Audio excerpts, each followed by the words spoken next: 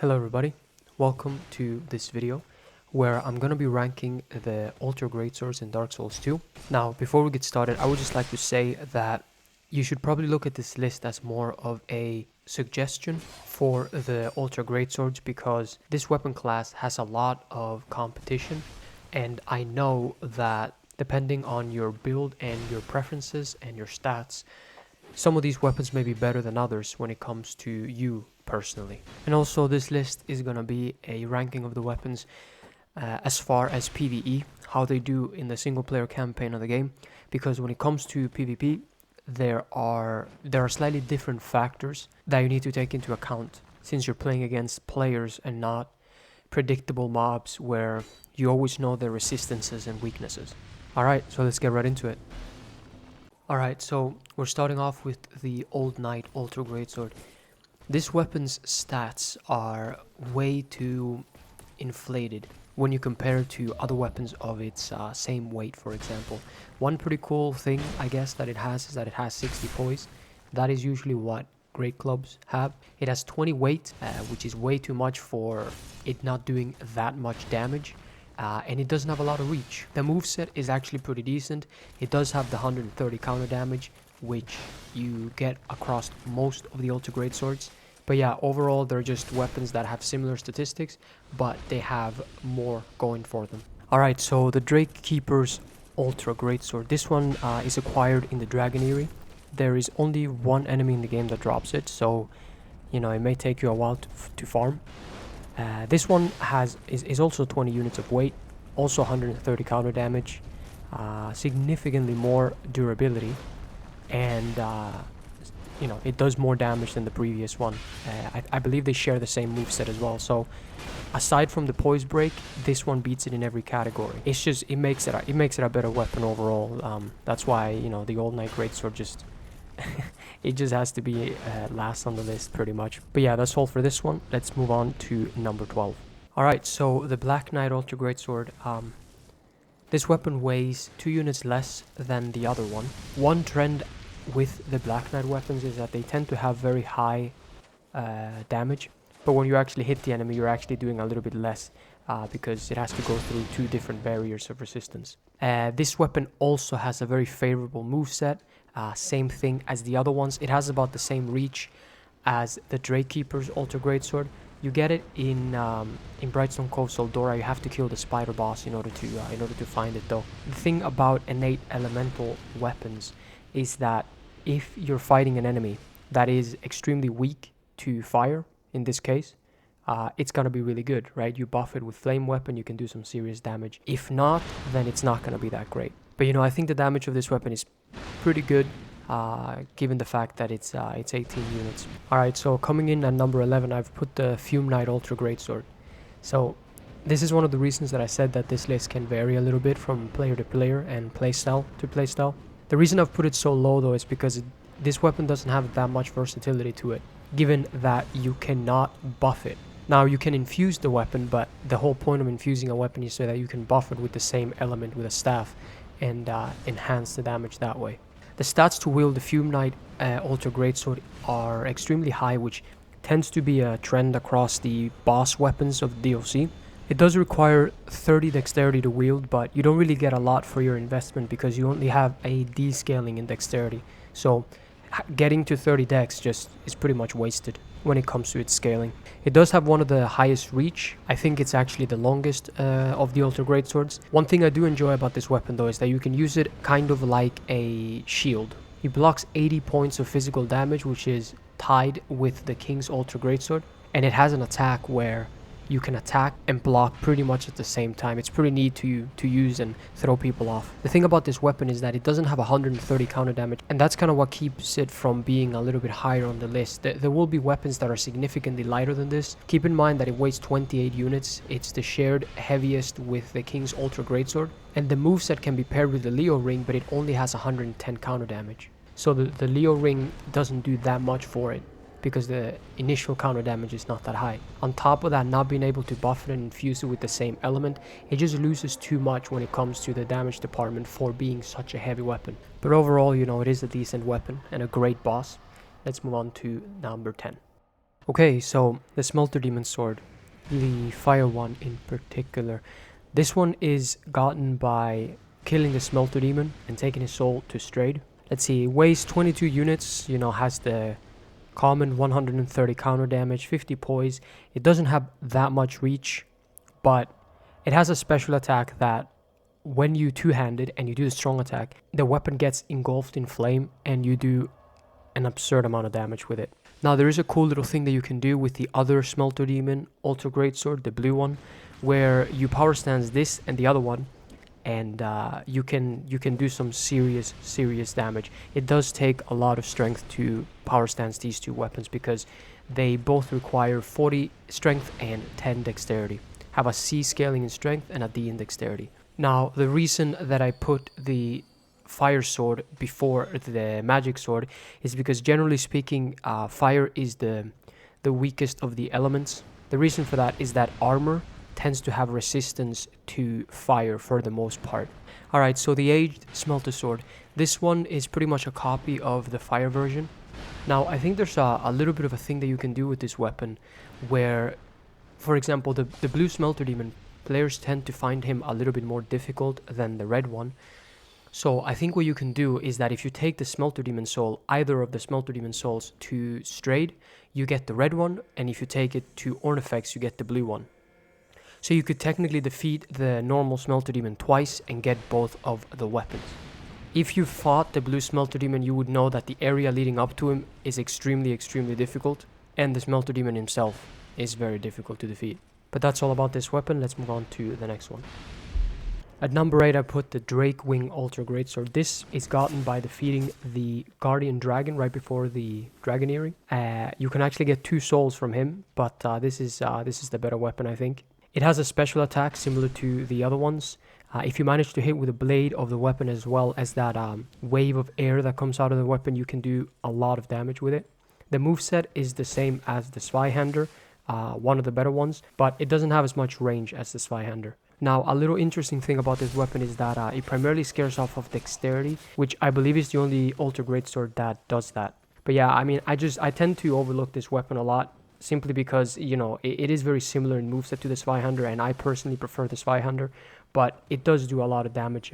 It's just that one thing you need to keep in mind when you do special attacks with weapons is that they consume more stamina than normal, they consume more durability than normal, and I think also the attack actually comes out a little bit slower than if you were to do that attack and it wasn't a special attack. So if your goal was to have the highest damage per second, I think that R1 spamming with something like the Zweihander is probably going to do more damage overall. Alright, so here we go. On number 7, I've put the Zweihander. This weapon is acquired in the Iron Keep. It has one of the better movesets. It has 130 counter damage, and it has very good reach. Also, the stats to wield the Zweihander are not that high, so you can use this weapon mid to late game without much problem. Now, personally, this weapon would probably be top 5 or top 3 favorite for me personally, because I think that a lot of the time, when it comes to usefulness, the damage of a weapon isn't everything.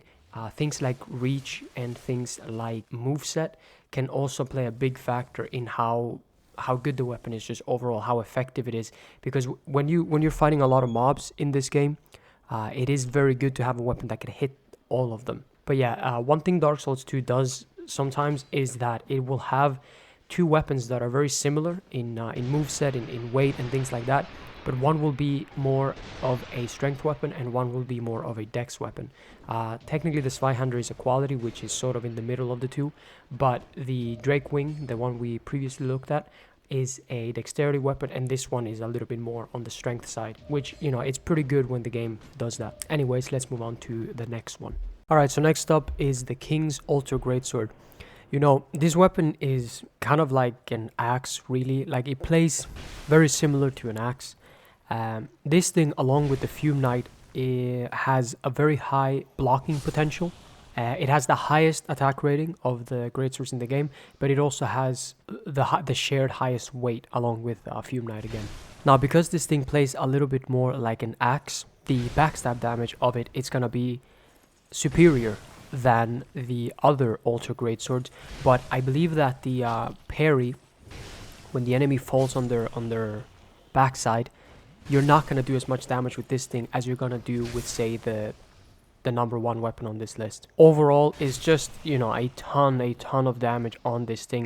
It is a little bit awkward to use. I don't think that this is a very good move set because it's just too hard to hit. As if you're using it one-handed, it's really difficult to hit multiple enemies, and when you're using it two-handed, you do have a side to side, but it's just strange. As well as the weapon itself is not very long, so the counter damage of it is 110.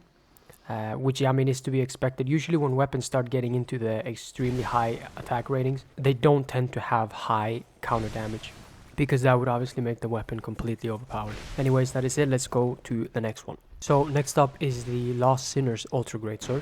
This weapon has a few little quirks with it. First off, if you are a sinner, the weapon will do significantly less damage. You can check this in your player info. Now, it weighs 12 units, same as the Zweihander and the Drakewing, but it does have a little bit worse of a moveset. However, this thing does comparable damage to weapons that weigh around 20 units of weight, has 130 counter damage, and the base damage of the weapon, if you don't take the scaling into account, is the highest in the class, I believe, at 460. So if you were to pair this thing with the Leo ring and do the rolling attack, you can do a lot of damage. I believe in this footage I managed to hit 1400 damage with the engraved gauntlets and the Leo ring on a rolling attack on NG +7 against the Flexal Sentry. But yeah, aside from that, it's pretty decent. It's very important though that you're not a sinner. If you kill NPCs or you invade players, your sinner status will start going up, and you can also lose more than 50% health once you die a certain amount of times. You can go to the second bonfire in Brightstone Cove and talk to Cromwell the partner, and he will remove your sins. I believe the first time it's free, and then the successive times it's going to cost you souls. Since this weapon doesn't have that much scaling, the scaling is a B and a D, strength and dex, you could potentially try to see if it's worth it to infuse and then buff with the same element, because you don't really have that much scaling to lose anyways. Okay, next up is the Crypt Blacksword. This thing is very comparable to the King's Ultra Greatsword. This is another weapon that kind of acts like a great axe, but it is the Hex version in the Ultra Greatswords class. Now, unlike the King's Ultra Greatsword, which only has 110 counter damage, this weapon has 130 counter damage. So if you optimize your build around it, you know, you're a hexer and all that kind of stuff, this thing can have a similar attack rating to the King's Ultra Greatsword. However, with the use of the Dark Clutch ring, which is almost like a ring of blades +1, I believe, and with the counter damage of this weapon, if you infuse it and you buff it with Dark, it will probably have one of, if not the highest attack rating, as long as the enemy is not strong towards Dark. So if the enemy is weak to Dark and you buff it and infuse it and ring this and ring that, this weapon can do a ridiculous amount of damage. It does weigh 4 units less than the King's Ultra Greatsword. It has 60 poise, which is pretty good. But yeah, the moveset is awkward, but the damage is absolutely astronomical. You get it by trading the old Dead One Soul, which is the Rotten in New Game Plus. Next up is the Ivory King Ultra Greatsword. This is another boss DLC weapon that comes with significantly high stats to wield. The Ivory King Ultra Greatsword has a few little quirky things with it. Now, you cannot buff this weapon, but you can infuse it, and it comes with innate magic damage, although that's not too much. It also has bleed to it. That is significantly high, especially to be an Ultra Greatsword. Bleed tends to favor quick weapons, but if you just use it as kind of like a bonus, it can definitely serve you well to do that extra bit of damage against the boss, for example. It weighs 14 units, only 2 more than the Zweihander, and it has 200 durability. The reason for that is because when you two-hand this weapon, you'll get the light beam coming off of it. That actually increases your range quite a bit, but if you don't actually hit with the blade of the weapon, you're gonna do very low amounts of damage. However, even though this weapon cannot be buffed and infused with the same element, you still do around 1000 damage on certain enemies with a normal R1, which is probably why they decided not to allow you to buff this weapon. It has 130 counter damage, which can be paired with the Leo ring to a great effect, and it does have the two-handed moveset that I like, which is the side-to-side R1s and the stab, the thrust attack R2. Overall, I like the Ivory King's Ultra Greatsword. It's a little bit unique and fun to use for sure. Anyways, let's move on to number 2. So at number 2, I have the Pursuer's Ultra Greatsword. This is gotten by Strayed by trading in the soul of the Pursuer. The weapon weighs 18 units, it has 140 counter damage, and yes, it can also be combined with the Leo Ring. However, the only thrust attack that it has is the two-handed rolling attack, which does tend to be a counter attack very often when you're fighting bosses or very big enemies. You roll into them and then you attack. It's a pretty decent way to get the counter window in. Now, the Pursuer's Ultra Greatsword can be buffed and it can be infused. It scales primarily off of strength, and the range of it is approximately on the medium long range. You can get it relatively early, however, it does require petrified dragon bones to upgrade, but I have found that in certain scenarios this weapon will do more damage than the number 1 weapon on this list, simply because of that 140 counter damage, which is just absolutely absurd. I mean, 140 counter damage, why the heck why they decided to put that on an Ultra Greatsword it's beyond me. That's almost katana levels of counter damage. But yeah, that's the Pursuer's Ultra Greatsword. Let's move on to number 1. So coming in at first place, in my opinion, is the Greatsword. This weapon upgrades with regular Titanite, which means that throughout your playthrough you can actually go ahead and upgrade this to plus 10 relatively early.